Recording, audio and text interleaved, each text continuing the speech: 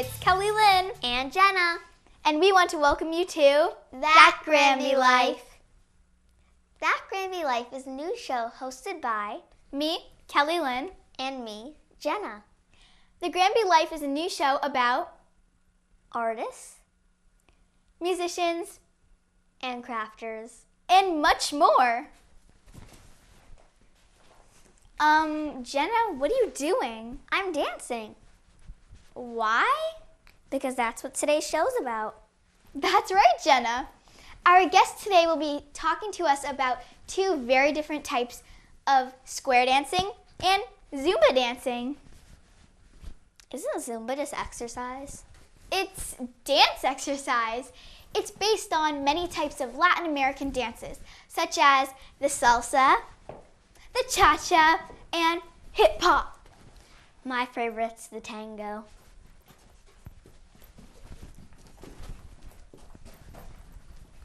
Let's cut to our first guest. Promenade around the ring you go. See my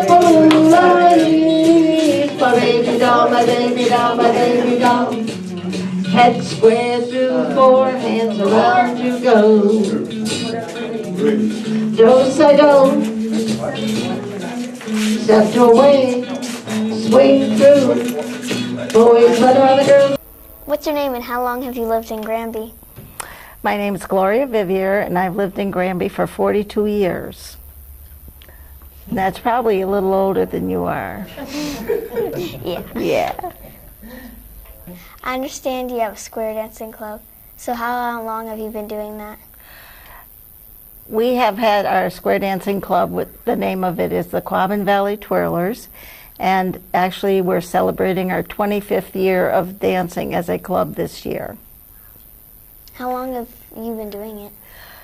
Well, my husband and I have been dancing for about 35 years, because we actually started dancing in Glens Falls, New York, and then we moved back home to Granby, and we joined a club here, and finally we started our own club, and I started calling 25 years ago, and that's why we're celebrating our 25th anniversary.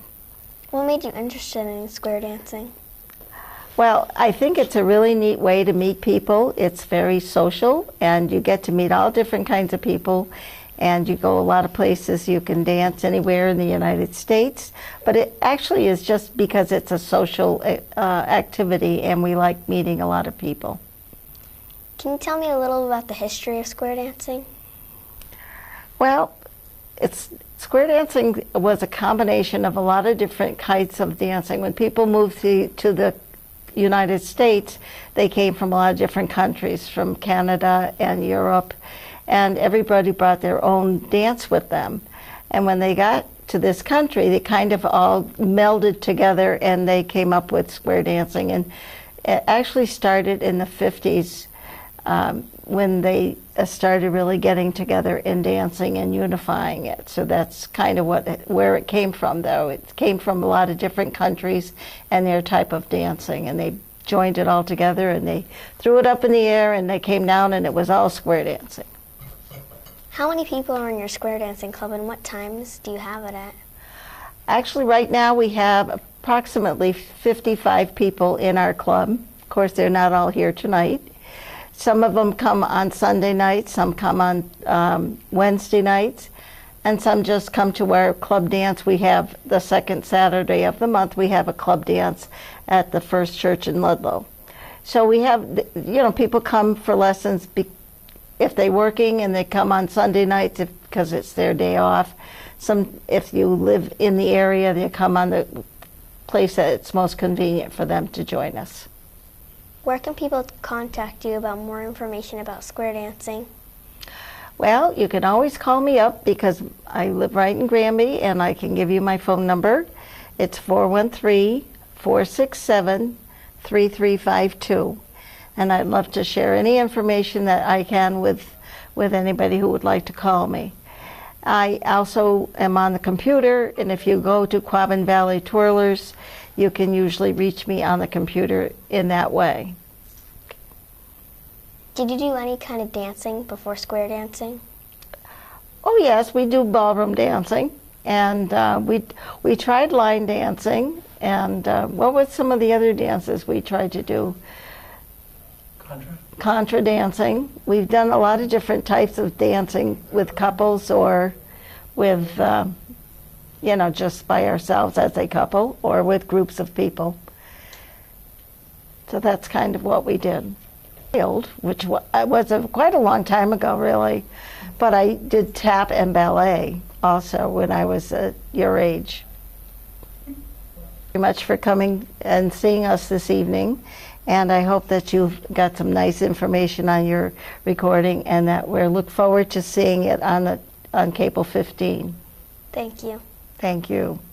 Hi, I am Kelly Lynn Kennedy, your host at That Granby Life. Today I'm here with April Marion about her Zumba fitness in Granby, Massachusetts. So let's start with the questions. So first question is, what is Zumba? Zumba is a Latin-based fitness class to fun music, and it's very easy to follow, and it's great for all ages and all levels of fitness.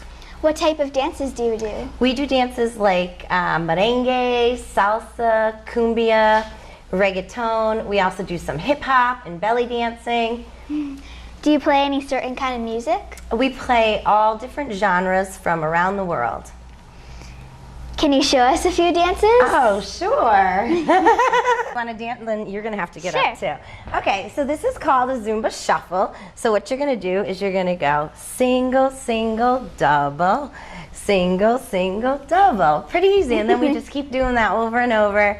And you got it. Nice job.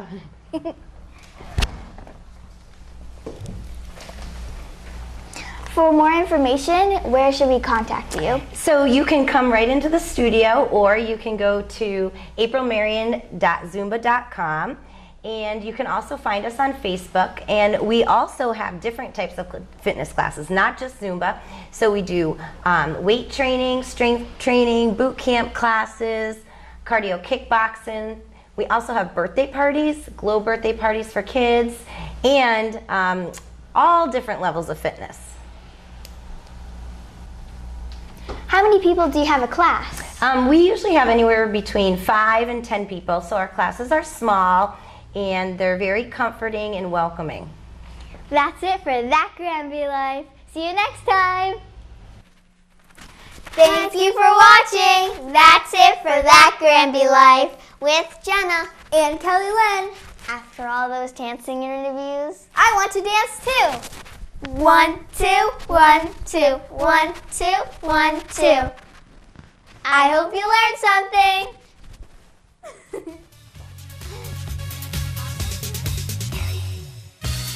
All those dancing interviews, I hope you learned something too. 1, 2, 1, 2. I hope you learned something. I stepped on my mic like 5 times. I think that's okay. One more time. No, not one more time. I need my hot dog That thing. was good. I'm really hungry. Yeah. Okay.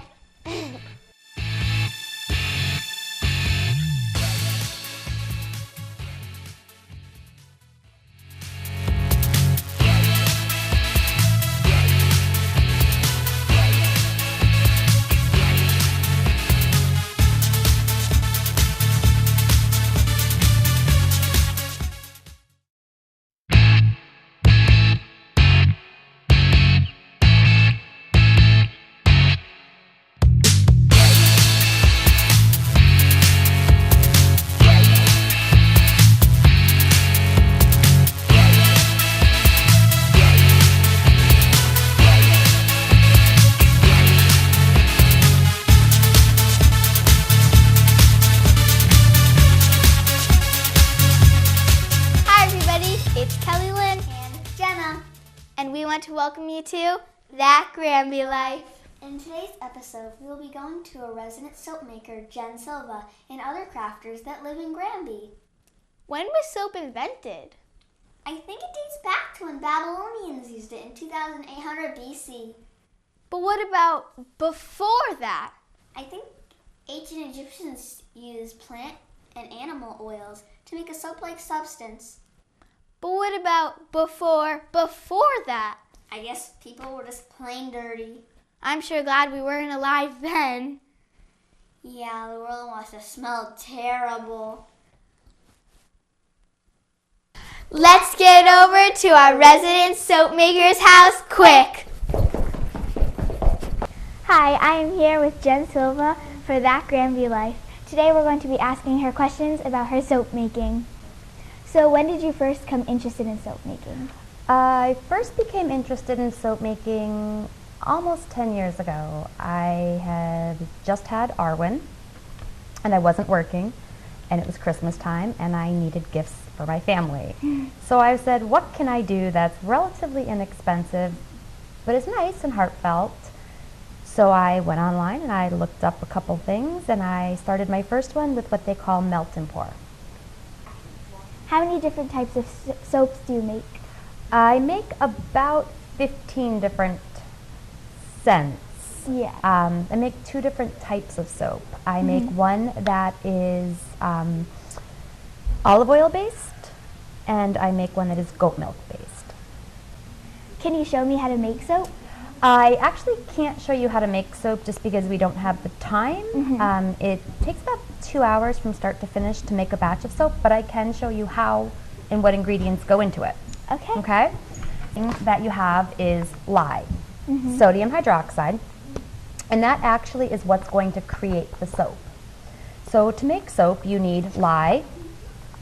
You also need a form of oil. Right now I grabbed coconut oil and avocado oil.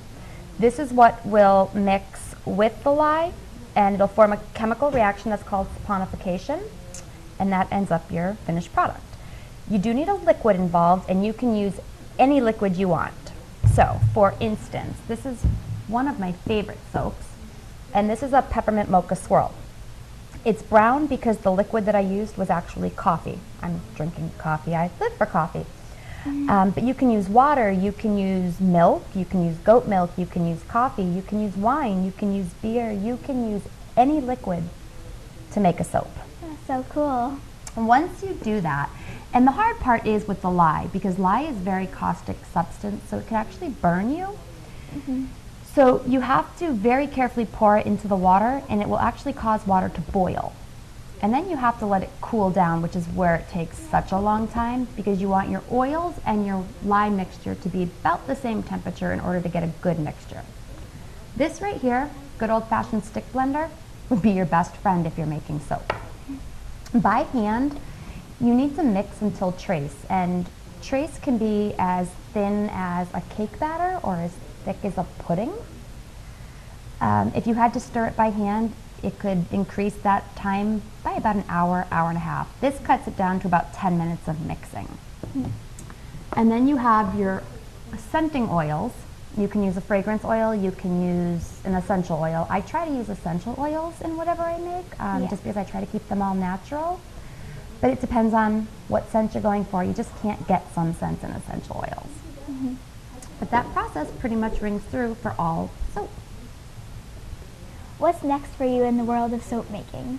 I would like to expand my business by going online. However, website building is not my friend. I don't really have the patience and the temperament for taking pictures of a finished product and putting them online. I like to spend my time creating new recipes. So I've got to gear up because I would like to reopen my Etsy store and do a lot more in the online world. What scents do you have? I have quite a few scents. I have lots of lavender and lavender bases, so I have lemon and lavender. I have lavender. Peppermints seem to be one of my favorites because I like the smell and the quick lift they give you of energy. I also have some men's scents, so it's not all girly scented. And then I have my tea tree, which I just adore. It's great for your skin. Do you like making soap? I love making soap. It's actually very relaxing. For anybody that cooks or bakes, it's very similar. You have a recipe and you have to follow it to a T, and if you don't, the finished product comes out nothing like you expected it to. I also like experimenting with other things, like I experiment with lip balms, with lotions, trying to get the best texture, the best absorbency, the best flavor for lip balms. But it's definitely a relaxing endeavor. Where can the viewers contact you? Well, soon, hopefully, they'll be able to find me on Etsy under Granby Hollow Soaps. For now, they can always contact me on my cell phone, and that's 413-695-4346. I may not answer, but messages can always be left. That's it for That Granby Life. Bye! This is George M. Sadaquist. How long have you lived in Granby? Oh, about 24 years. How long have you been making jewelry? Oh, probably about 10 years. Prior to that, I was making a lot of stained glass stuff, like Tiffany lamps and things like that. What's the history of glass making and jewelry Oh, making? Glass goes back to like in probably Italy times, way back a couple thousand years. People learned how to make glass really clear by adding sand and adding metals and other materials to it to make it clear over time. So people got really good at that over thousands of years, people making glass. Yeah. Can you sell me some of your pieces of jewelry? Okay, yeah, I can show you a few of them here. I have a couple here. This is called dichroic glass jewelry. It's dichroic dye. It's Latin for two colors. This coating that goes on a glass was invented by NASA in around the 1960s, and they're all different. They're all different techniques in making them. This one here is made from all my scraps. I had lots and lots of scraps, and I was trying to figure out what to do with it. And one day I just started gluing them together and fused it together in my kiln. All this gets melted together at around 1500 degrees Fahrenheit. Scraps, people love it. I used to sell these at craft fairs quite a bit. Some other ones I've made here. This one here has a decal on it, Cocapelli. And these get fused on at a lower temperature, like around 1200 degrees Fahrenheit. And they can't scratch off either once they're on there. Pretty neat, pretty durable. Some of the other jewelry I have here that I made is this one here has some glow-in-the-dark stuff in the middle, some powder stuff. But there's a bunch of different varieties here that I've made over the years. And basically how it's made is with layers of glass like this, and you put different pieces of dichroic glass on there, and then you would fuse that in a kiln for probably about 4 or 5 hours, and it would melt it, and all the brilliant colors show up as a result of that. It's pretty cool stuff. Okay, so some of the tools that I have to use is a cutter. It scores the glass. It doesn't really cut glass. It scores it. It's oil filled, and it's got a carbide tip at the end. It's a roller. You don't cut glass. You actually score it. I also have a little breaker that just breaks the glass. And other equipment I have downstairs, I have a grinder that grinds the glass. I also have some other things. One of the things I find interesting when people cut glass is when I used to teach class, I used to tell everyone to listen for the sound of it. If you listen real carefully, you can hear it. You know you're cutting it right when you hear the sound of it's like a scratch.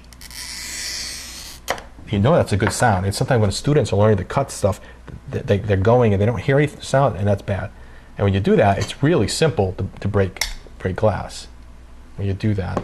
So that's the basic equipment, and that's the basic assembly of glass. Where do you go to get your tools and equipment? Well, today it's a lot harder than it used to be. There used to be a couple studios in the area that sold it, but they've all gone out of business. So I usually go online. There's lots of places that sell the stuff. I go to Delphi.com. It's a big glass company, and they sell all this equipment, all the glass. They sell kilns there as well. And basically, you have to order most of the stuff. There's very few places that sell glass in the area. So. Where can people go to get more information? Well, they can go to the website, Delphi.com. There's lots of books on glass, stained glass, and making jewelry. There's plenty of books on it. I usually just look online, and you can find plenty of it out there. Yeah. Welcome back. It's Jenna. And me, Kelly Lynn. And this is That Granby Life. today's episode was very interesting with all the crafters and especially the So, jewelry.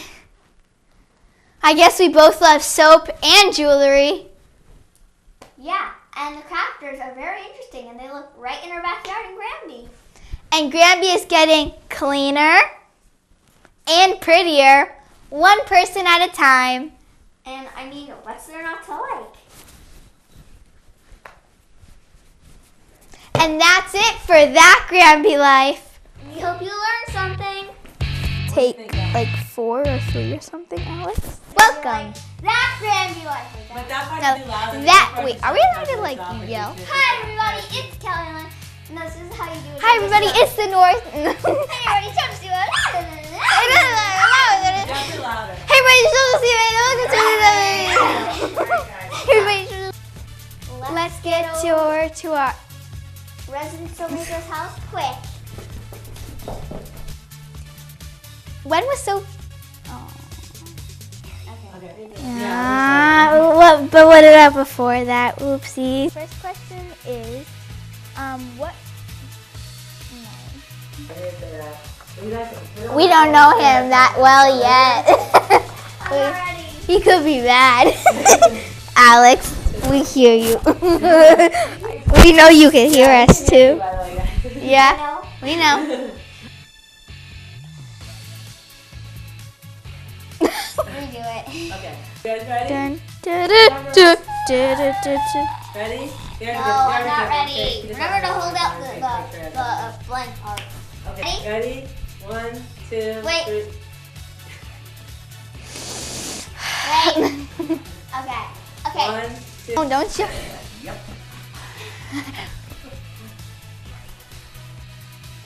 Is that Granby? Oh, sorry. I forgot to say that. Okay, if you don't do this. We're sorry. Oh, don't laugh at us. Don't laugh at us. It's so mean.